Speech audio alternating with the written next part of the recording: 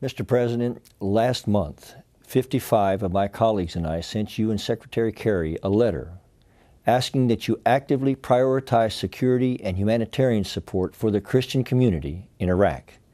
We specifically warned you of the dangers and brutality of the terrorist group ISIS, who are now rampaging across Iraq and terrorizing the vulnerable Christian population.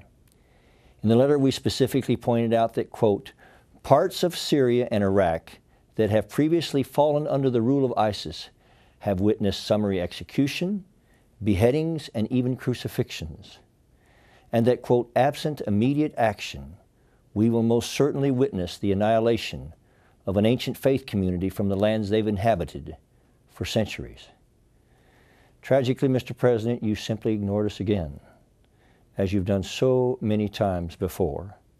And now ISIS, the group you once likened to a junior varsity basketball team, is beheading its way across Iraq and has declared that there would be, quote, nothing for the Christians but the sword if they do not convert.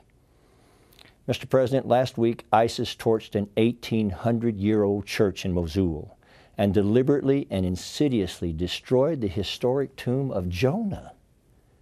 Last Sunday, for the first time in 1,600 years, there was no Mass in Mosul. The head of Iraq's Christian community, quote, said, for the first time in the history of Iraq, Mosul is now empty of Christians. And now images of ISIS beheadings, crucifixions, rape, torture, and mass execution are all over the internet and social media.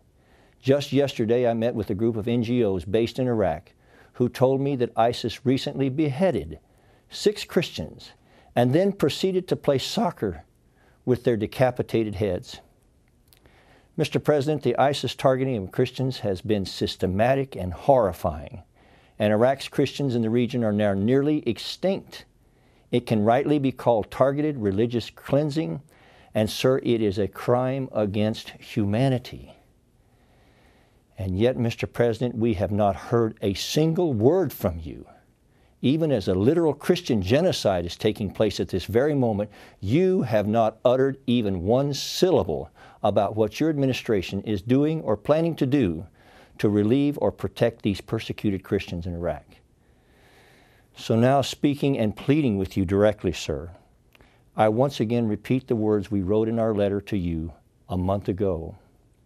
We urge you and your administration to urgently and actively engage with the Iraqi central government and the Kurdistan regional government to prioritize additional security support for these particularly vulnerable populations and provide emergency humanitarian assistance to those affected communities. Absent immediate action, we will most certainly witness the annihilation of an ancient faith community from the lands they've inhabited for centuries. Mr. President, if you continue to ignore this Christian genocide in Iraq, history will record that it was you who idly stood on the sidelines and knowingly let it happen.